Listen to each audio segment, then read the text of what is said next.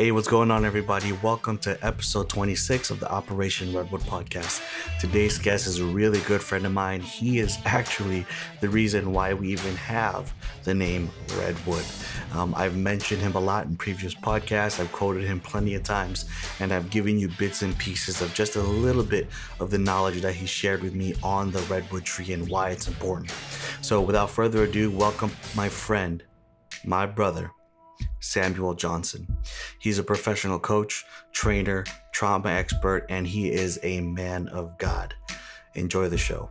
Hey, what's going on, everybody? Welcome to another episode of the Operation Redwood podcast. Myself and my co-host Alfredo are joined with our good friend, our buddy, Samuel Johnson. Hey, Samuel, how you doing, brother? Samuel! I'm doing well. I'm doing actually exceptionally well. I have this new haircut that people are digging. So there's that. Hey, you know it's a good week when you're like, hey, I just got a haircut. Hey, The little things that make us happy, right? The little things for. And here's actually, I'm kind of curious. We were out to dinner last night with a couple of friends, and my buddy, he's from Texas, and he moved out here. Shout out, Jonathan. He moved out here, and ever since he moved here, he found one barber. And he's gone to him through COVID, through everything. He was telling me yesterday, he followed him around. And me being a previous barber, I know like the loyalty, when you find a good barber, someone who really cuts your hair that you like, you are loyal to the end of the stuck. earth. You are. Are you guys the same way? Oh yeah, No. for sure. No, not at all. Not. Absolutely not. I couldn't care less because my hair grows so fast. Like you could get a lawnmower to cut this thing. Like, yeah, no, I'm not loyal. And it looks that good, man. I'm jealous. What kind of lawnmower? Yeah, what kind of lawnmower lawnmower are you using out there? There's one thing I can do is grow hair. It's one of my specialties. So. My wife also has like beautiful, luscious, thick hair. So our children, like we are hair factories in this, like the Nice. Johnsons. We've got our hair down pat. We got our hair game on. So There you go. You might want to look into some partnerships with some pomade. true. Yeah. They should words, we grow hair. Get our blood and our DNA, and they could do that instead of Rogaine. Just rub our blood on your there head. you go. Good idea. Dude, we're coming up with business ideas every day. Yeah. Every day in Jesus' name. Yeah. Samuel, why don't you take a moment and just tell us a little bit about yourself? Obviously, we're gonna, we have a lot to dive into, but give the people a little bit of what you do. All right, give the people what they want. All right, so I am a mental health counselor, and I specialize almost exclusively in working with people who have been traumatized. Now, my definition of that word is anything that you experience that causes distress or discomfort when you think about it. So my definition is very broad in terms of what I'm helping people heal from. And the other thing that I do is working with high distress couples. So also couples that are in trauma. So, just the easy stuff. Like that's the only thing I do when I'm doing therapy. So. The easy stuff. Just the easy stuff. Yeah. Okay. Samuel's also a comedian. Gotta keep it real, keep it fresh. So yeah. So what do you think is easier, doing the personal one-on-one or the couples? Oh, that's a good question. The individual His clients work, are listening right now. Yeah. No. The individual work is probably easier just because it's one person at a time. As soon as you start getting more than one person, then you're having interactions with me and one person, and then interactions with them, and so there's more to be aware of, maintain. Manage might be the wrong word, but more to be aware of. And it's an interesting question though, because I actually like it better because it keeps my mind more engaged. So what's easier and what I like, what I enjoy more. Plus I do less couples. So it's sort of like gets your brain shifting and thinking outside of your typical box. So, but a good question. Yeah. What Tons about of when therapists. Oh, go ahead. I'm sorry. I was just going to ask, what about when there's only one person standing in front of you, but there's multiple personalities? Well, it's an interesting that's a great question follow-up. because I don't believe in such a thing as multiple personalities. I believe in many parts of one person. Ooh. And how those parts express and manifest themselves may at times look like many personalities, but they're actually really, and it's a significant part of the work that I do. I work from this perspective that's called working with parts, and those parts can be so it's a continuum, right? So the like lowest or least restrictive or like least extreme on that continuum would be something like this. Like a part of me loves cheesecake, but another part of me knows it goes straight to my hips and I'm going to weigh 5 more pounds as soon as I eat it. Right. And then there are parts that resemble what another person would call multiple personality disorder, which is actually being really snooty right now is now called dissociative identity disorder. So there isn't multiple personality anymore. Everybody's getting schooled today. So there you go. It's DID now, DID. It's not multiple personality. Dibs. I call dibs. DID, DID. Oh, you call did. dibs on Okay. DID. Yeah, okay, got it. Dissociative identity disorder. But I see those as just extreme parts that actually don't know that they're in one system. And you actually just help those parts become increasingly aware that they are a part of one person, one system. So. That's a great explanation, because isn't that how our mind works anyways, right? Absolutely. Absolutely. Our mind is multiple. Aspects of our mind, and we might feel split, right, about a topic because there's always different perspectives and angles that we might sympathize with and such. So the language for this is going to continue to nerd out on you. So you guys are going to have to get ready for this. So this is where psychotherapy overlaps with, what is that physics called? I just blanked on the term.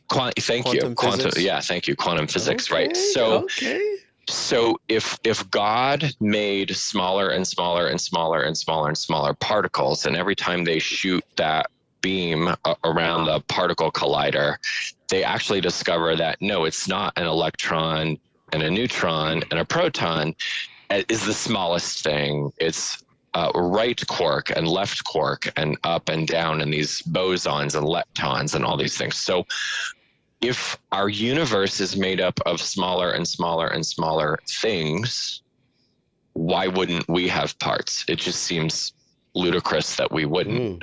Parts, right. Yeah. So parts of your mind, parts of your body, parts of our soul, parts of everything is how I see it. If we're cellular, right? And we also know that our cells have parts, and our cells are then made up of parts. Well, then why wouldn't we? Which goes back to this continuum of, if there's on this extreme end dissociative identity disorder, on this less extreme end, a part of me really loves cheesecake and a part of me knows it's going to go straight to my hips. So how would you take that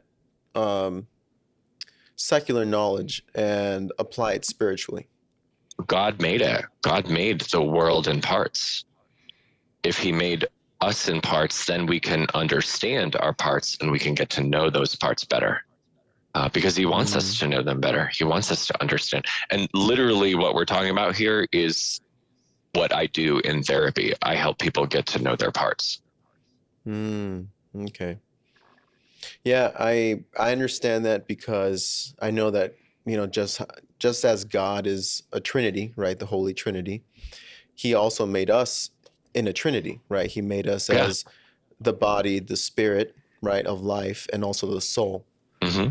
And so, when we depart from this life, the spirit of life goes back to God. The body just, goes back to the earth, as scripture says, from dust we come, to dust we'll return. And then our soul meets God, right? So, yeah, that does make sense to me. Yep, for sure. Mm. What are you thinking about over there? It just I love where this topic is at, because it's a great continuous or continuation of our conversation on spiritual warfare. Mm-hmm. Like, when this episode airs, we'll be a couple episodes deep into spiritual warfare. Mm-hmm. And really it's like because like Apple and Spotify won't let me use warfare. Mm-hmm. It won't let me post an episode with the title warfare in it. So the title is The Battle Unseen. Okay. And I think that's such a great follow-up to what you're saying, because how many men battle with, specifically men, right? How many men battle with this identity of being a protector and a provider, a warrior and a lover, a king and a friend, all these different responsibilities that we are supposed to be upholding. But why do you think it's so difficult for men to lean in? Like, why do we lean into one so heavily and kind of like forget the rest? Yeah, I want to think about that for a second before I just launch into an unthought of response. Well, okay. So I'm going to think of it this way, and I'm going to use this word protector not in terms of those categories right now, but these parts of us operate from a perspective of always trying to keep us safe or as a protector. So you're going to step into whatever you are skilled at doing because we want to avoid shame. Most of our day-to-day functioning, unbeknownst to us, unaware to us, we are functioning to avoid shame. So like maybe you were shamed for being weak. I was a pretty scrawny kid, so I'm probably going to be less inclined to focus on that protector role naturally, and maybe lean more towards being an intellectual, because that's what I did as a kid. It's like I wasn't very, I believed I wasn't very strong. So I think we're going to lean into our, I want to be hesitant around saying giftedness, but it may end up becoming that. But you're going to lean into where you were channeled naturally. So does that make sense? Yeah. Is that being clear? Yeah. Still feels like it's floating around in my mind, but go ahead. I think it's because it's such a kind of a big question. And it's going to take a little bit to digest, because I think even as I ask it, I reflect on myself, like, why did I lean heavily on one more than the other? What led me to that choose? Why did I choose, for example, law enforcement over being, I don't know, an engineer, whatever? Why did I do that? Yeah. And I really love this, and I wrote it down here: avoiding shame. Like there's something there that I really, there's something huge there. Everything is there from my perspective, but everything is there. And in our previous conversations, you said something about shame, and was it like shame and something else? The unholy trinity, I believe you call it. Well, that one's new, but the unholy trinity is shame, guilt, and grief, and despair is in there too. Despair rides over all of them. But like shame is certainly different than guilt, and that might have been what I talked about before, how those two things are different. And I just want to highlight this piece because it's not right here, but I'm afraid I'll lose it if we're not connected to it. So our giftedness can be encouraged by others too. So, you were saying, why did you become a police? So we're going to go back to shame and guilt. So keep that in mind. But you became a policeman, and I'll tell you, one of the main reasons I became a therapist is there's two reasons. One is it was opposite of what my brother was doing. And he had already captured the engineering science world. So I was like, I don't want to be in his spotlight and his shadow. I want to do something different. And the other reason is being encouraged, right? So I actually am insanely gifted in science, right? I'm this therapist. I already ended up talking about quantum physics, and I'm a total brain nerd scientist. I love neuroscience. My giftedness, my bent is towards science. I was the top student in my school. Pat myself on the back right now. I got the biology award, the chemistry award, and the physics award. Wow. Now I went to a really small school, so that's out of 100 students, but still, it is what it is. And do you want to know what I majored in college? It was not psychology. Feel free to take a guess. Biochemistry. Physical education. English literature. Oh my gosh. What? Because Mrs. Hoffman, bless your heart, Mrs. Hoffman gave a shit about me. She cared about me. She bought into me, and she molded me into, and my science teachers, who were lovely people, but they didn't buy into me. Interesting. So go into that. What does buying into you look like? She invested in me. She spent time with me after school. She helped me improve my writing. She literally took me under her wing. She saw something in me and cultivated that gift. In writing specifically. In reading, I actually love English literature. I don't see myself as a gifted writer, and my wife would contest to that because she's actually an English teacher. That's how we met. We were both English majors. Nice. Yeah. Hey, you're missing a comma right there. I think you meant semicolon. It's there, not there. Yeah. That's kind of our turn on talk, that's what we do. Yeah. You're going to slow down. This right. episode's about to change real quick. Watch out, you guys. Be careful. You don't want to go there. Those are wrestling words you're using. You better be careful with that language. Yeah. Dirty talk. Yeah, right. Reel those parts in, guys. Reel those parts in, all right? Yeah. There. Watch out. 2 and 2. Yeah, so I could shift into guilt and shame if you want, or is there more about this? Cultivating. So I guess there's these parallel tracks. You can either veer away from something, which is what I did with my brother, or you can veer towards something. And I think both will often happen simultaneously in terms of, you were asking, why do people choose one category, king, lover, mentor, I might not have the exact right words there, but makes a lot of sense because your background, your father was in the military, and he was that kind of guy. Yeah, and you guys know this because I've explained it to you both individually. Me growing up was always striving for my dad's approval. Yeah. So yeah. I think there's that shame of potentially letting my dad down or my family down or whatever. And I pursued things that I thought were honorable, that would be opposite of shameful.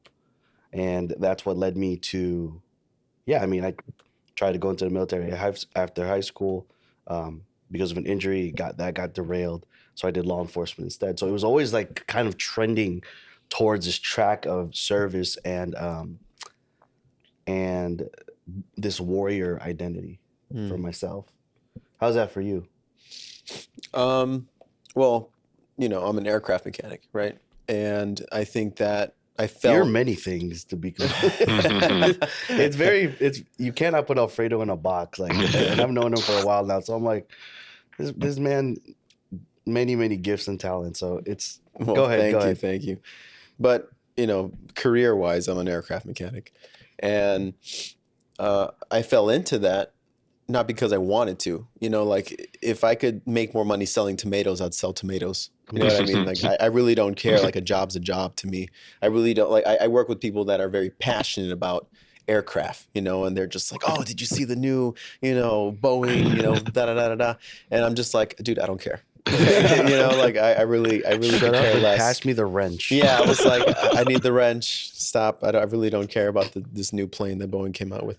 But anyways, the only reason why I leaned into that was because my brother was an aircraft mechanic, or is an aircraft mechanic. I shouldn't say was, is an aircraft mechanic, and so he got me a job, mopping the floors as a kid in high school. And then one thing led to another. Hey, pass me this wrench, and hey, go. Why don't you go put this generator on the plane? And one thing, like I said, one thing led to another, and boom, I had 6 years of experience on aircraft, and I was just like, you know what, I should probably get certified for this, since I know how to do the business. Right. So he took you under his wings too, right? So like, yeah, there's this mentoring and teaching of gifts. I also want to just give you to a pointer. I wouldn't ask Boeing for a corporate sponsorship or anything here. So yeah, me either. Especially with what's going on in their track record with those Maxes.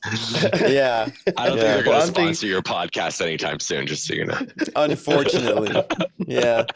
Well, I was thinking, like, imagine like being a passenger and you see this kid like sweeping the floors. All of a sudden they're handing him a wrench and he's working on the plane. I'm like, what the? Yeah.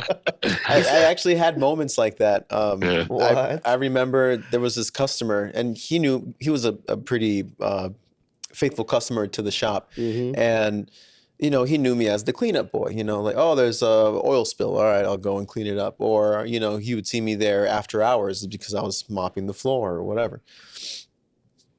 And then he saw me one day working on a plane, and he was like, oh, what is this guy doing working on planes? I thought he was a mop boy, And then, the shop had a good relationship. And I was like, yeah, he's pretty competent, mechanically and all this whatnot. And so, and then he asked me, oh, do you want to do some detailing? And so I got into like aircraft detailing for a hot minute. Nice. But anyways, yeah, just like you said, my brother took me under his wing, right? Mm-hmm. And it's funny because at the time, I really didn't want to do it. He was always like, come on, we're going to go, work on the car. Come on. Like anytime he had to go work on a car or work on a plane, he took me with him. And I was like, I don't want to do this. This is lame. Like I just want to like hang out with my friends or whatever. See you kicking the dirt in your like rolled up skinny jeans. I don't want to do this. It sucks. Yeah, exactly. Like he's from Texas, so he had like cowboy boots on. Yeah, okay. I had to like put my revolver away, and I was pretty upset about that. I gotcha. Yeah, but anyways, it's funny that it works that way because at the time I was like, this is annoying, this is dumb, but it was a blessing in disguise because now I have a lot of skills that I have to thank him for and thank God that he did that. And to honor my status as dad joke king, which my brother bestowed upon me, your brother literally and figuratively took you under the wing. Yes, he absolutely. Did. Yes, he did. Good one. Thanks. One. I wouldn't have connected those two. Oh, I just got skills. I got Skittles? Is that what you said? No, mad skills. I got mad skills. Oh, mad skills. I got skills. It's like, I'm so proud of. You're so proud of that. He's like, I got skills. I'm proud of my dad joke skills. Yeah. That's funny. Well, I mean, that's awesome how it works out, right? When we have someone who cares about us and is able to see our gifts and our talents and then call it out and then cultivate it. I was just having this conversation yesterday, right? One of the responsibilities of a leader is to discover, develop, and then deploy skills of people. Discover their talent, develop it, grow it, hone it, refine it, train it. and then deploy it for God's kingdom. Mm-hmm. And if we can slow down enough, it's another thing that I help people do in therapy. If we can slow down enough, we can also hear our Father telling us what we're gifted in. Because it's really where we should be getting our calling, right? Because he gives us everything. He gives us our name. He gives us our identity. And if we slow down enough to discern that, and there's so much noise, right? Which is honestly a part of this. I'm so connected to this idea right now of noise. I'll explain that in a minute, but if we can slow down and listen and hear God, he will tell us his will. And I don't mean that in the sense of like, God, just please tell me what I'm supposed to do for the rest of my life. Because there's a lack of maturity in that, or it's at least developmental. But hearing how God designed us to be who we are. I was actually thinking about this morning a little bit about like, I mean, God didn't design me to be a mechanic or a policeman. I am perfectly suited to be a therapist, and as a male, and what that means, like being this person in touch with their feelings, and like, is that masculine? And well, the most masculine thing that you can possibly do is express your gifts for the glory of God. Ooh, that is the most masculine, like, because that's living out God's calling for you. And isn't that exactly what Jesus did? He lived a life fully devoted and fully connected to God. I don't remember which ancient father said it, but he said, God's design is man fully alive, right? The glory of God is man fully alive. And if we're hiding that stuff, right, hiding our light under a bushel, right, it is the least masculine thing that you can possibly do. God gave us a wide range of what it means to be masculine, and we've narrowed this definition to some sort of like Arnold Schwarzenegger thing, right? Like, yeah. Thank you very much for that. And it's dishonoring. It's so dishonoring to our Father to not live within your full capabilities and potential. Yeah, we go back to stewardship, the gifts that he gave us, the body that he gave us, the mind that he, cultivated in us. Man, that I really like that quote, God's design is man fully alive. Mm-hmm. And what is that? What makes you come alive? Yeah. Right? Because it's almost like an individual thing. Mm-hmm. Absolutely. Yeah. Like there's things that it has to be. Yeah, there's things that will make you come alive that won't make Samuel or I or anybody else. And that's there's a beauty in that. But I think society and the world in general is trying to just make everyone the same. Yeah. Like everyone has to fall under this umbrella. Everyone has to like this. Everyone has to follow this worldly view of success and power or whatever, right? And really it's not. And I think that's why a lot of people, I mean, I can speak on entrepreneurs. A lot of entrepreneurs they end up burning out, unhappy, messed up marriages and relationships with their wives, their kids, because they're not coming alive. Yeah.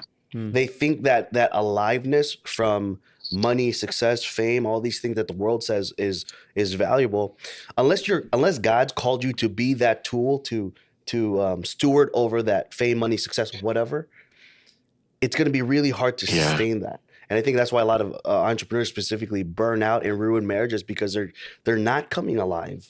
Men specifically, right? We're not coming alive. Or we get consumed. Yes. We get consumed by it.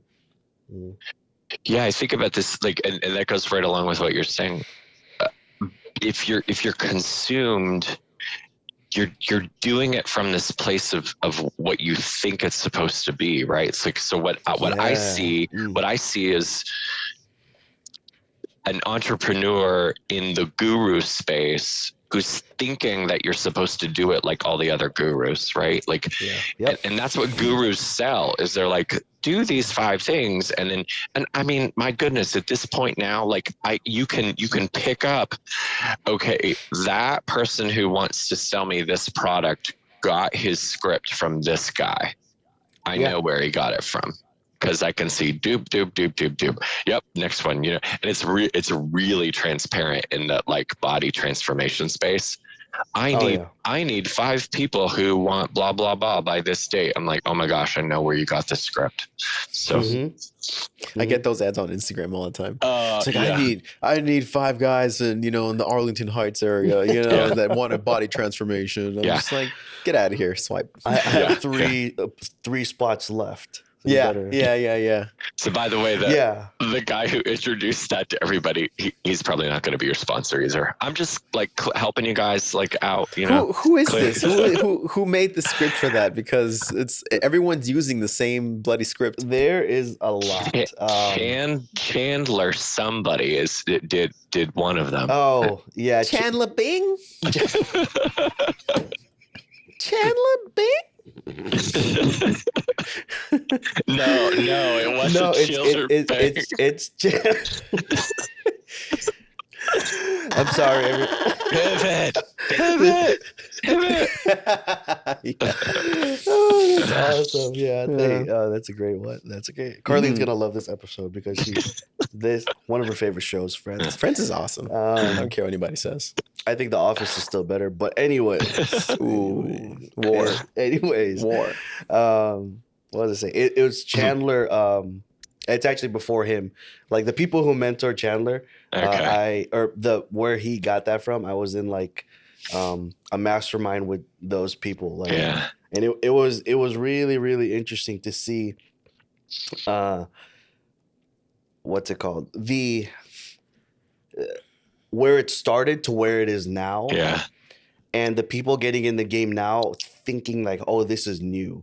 Yeah. But it's not. Yeah. And we can, I mean, we can even make this into like a biblical thing because that's how I see things. I used to, what do they say? Every successful CEO reads at least a book a month, right? Or multiple books a month, like at least 12 to 15 books a year or whatever. And so I'm like, okay, cool. I'm going to read a book every month. I'm like going through these books and I'm going through, and really, I was taking a few bits and pieces, but I wasn't really getting the full knowledge of it. And over time, I realized I'm like, a lot of these books are saying the same thing. Just kind of elaborating on a little, just slight difference, right? And then when I start to read the Bible and I'm like, holy, this is where they got it from. This is where it's really from. I have a buddy of mine who's really into like self-development books, and he reads this and that. He's like, oh, I learned this, I learned that. It's like, oh yeah, it's in Proverbs. That's that's from Ecclesiastes or whatever. That's what he does to me when we first met, and we're talking, and I'm like saying these things, and he's like, oh yeah, that's from the Bible. And I was like, no, it's not. It's from Buy Back Your Time by Dan Martell. What's this one too, right? This is the one of the ones that I'm gonna riff off it for a second too. But this is you're gonna become like the 5 people you spend the most time with. I mean, that's straight out of scripture. That's Proverbs, right? Mm-hmm. Solomon said that first. But there's actually something that's really interesting about that piece for me is, sometimes if you work with people that are in distress, the people that you're spending the most time with are really distressed people. Right. And that's who God has sent me to. Right. So like, quite honestly, when I hear that thing about, well, you're going to become like I'm like, I reject that. I reject what you're saying. That is not true. I'm not receiving that into my system because the people that I spend the most time with are unhealthy and they need to be healed. So I spend the most time with God because he's the one who's going to protect me and shield me from that belief that I'm going to become like, just like all these people that I'm serving. And I'm not here to say that people are broken, and I work with all, a lot of people I'm with are lovely people, but they're coming because they have trauma, and it's in my space and in my room all the time. So before we hit record, I hope you don't mind me speaking about this. It's funny you say that because, like you said, you're spending most of your time with these individuals who, have a cloud over their head or have some darkness that they're trying to work through, that they need help, XYZ. And you said that you are getting out, or you're now out of a dark time, and you're hitting a low.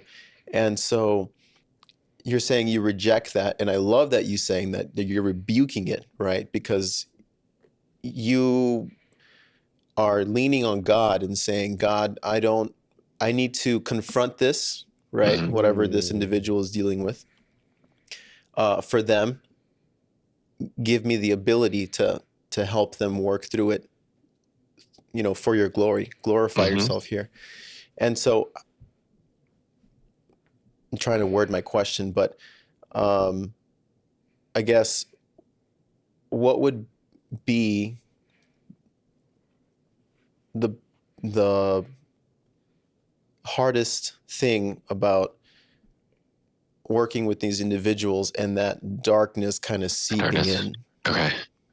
Does that latch on to you sometimes? Does that? It's a really good question, and I this might not be like a really sexy answer, but it's how subtle it is, right? Because it's what you're not seeing, right? Absolutely.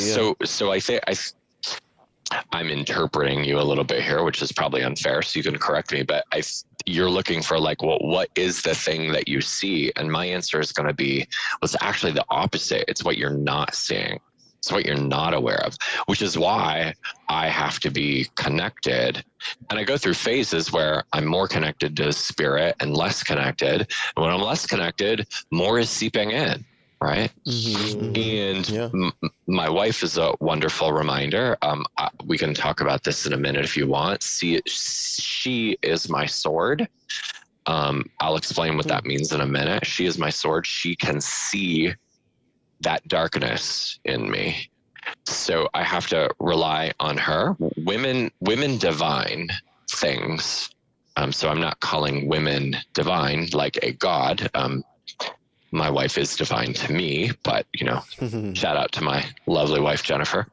But what I'm talking about is women can see things in the spiritual realm, I believe, that men cannot see. Men are very linear thinkers, and women have been gifted by God to be able to see a bigger picture. And I think we are foolish as men if we don't rely on women to see some spiritual realities that we can't see, since we're talking about spiritual warfare.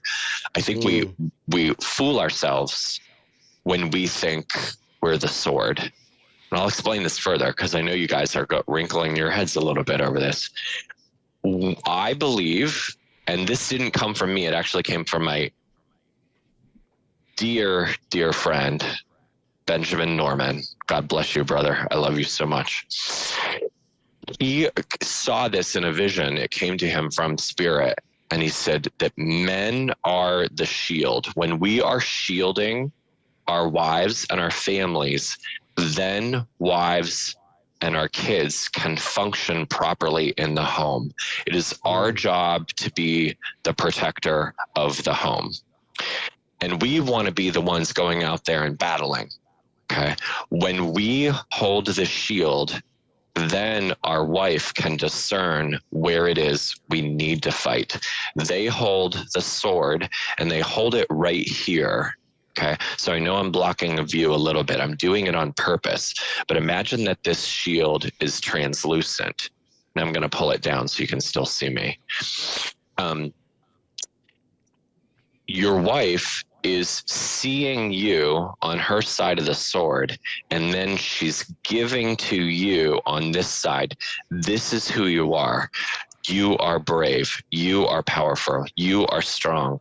You have the power to do this. So when we shield, our wives can discern the sword more accurately. When we don't shield, the sword doesn't work. Interesting. That's an interesting one. I've never heard it put that way. Yeah, you haven't, because it was a direct download from the Spirit to Benjamin. And he should put it in a book because it's outstanding. I totally agree that women have a gift when it comes to you put it as divining, discernment. Yeah, discerning. I've seen that a lot when in the relationships that I've met that, you know, they're believers and they're connected to God. Mm-hmm. And I also completely agree that men are the shield. You know, men always are trying to shield their family. At least they should be, right? They're trying to shield their family from the nonsense that's out there. You know, they try to keep order in the house and say, you know, this is the truth. This is the way things are. This is the way that God created us to be, and XYZ. I'm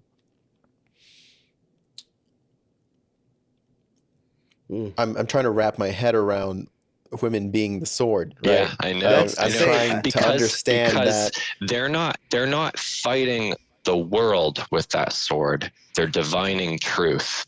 They're using the sword as truth. And we would fare better if we would receive that light and receive that truth from our wives. So then we can go out and fight. Okay? So this is about a connection between me and my wife. And when she's divining truth for me and I'm shielding and protecting her, then I can go out into the world. So this is like internally in the family. It's not an invitation for her to battle. It's an invitation for her to divine truth to me. Right. Because that is her gift. Kind of like directing you in a way. Yes. Yeah. She is the neck, right? Is that and the neck turns the head. Yeah. So another way of saying it is we are the head, and then she would be the heart. You know, it's all these different languages, but I really love this idea about shield and sword. So her sword isn't meant as a battle sword outside. It's as divining truth to you, cutting right to our hearts.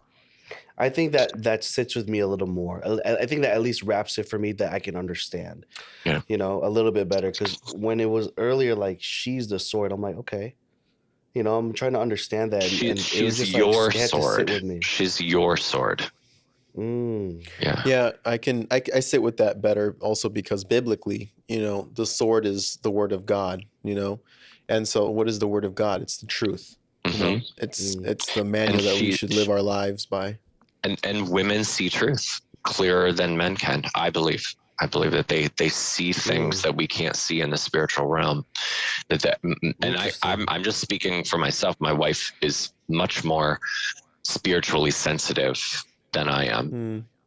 And I think if we're all honest with ourselves, you know, like that, I mean, women are more spiritually, more relationally, more connectively aware. And if the Trinity is partially relationship, right? I mean, I think we could value our women's discernment more, and we'd save ourselves a lot of trouble.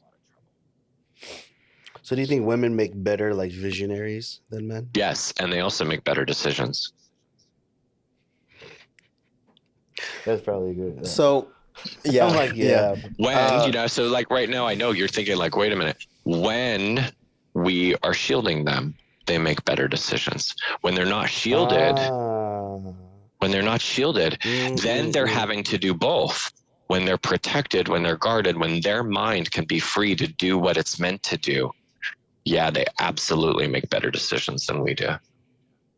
So do you think like that kind of stems from the whole like like women empowerment where they're trying to be both shield and Right. sword. And sword. Yep. And no, it's not like, I mean, this is actually about being masculine. Men have abdicated their responsibility of shielding.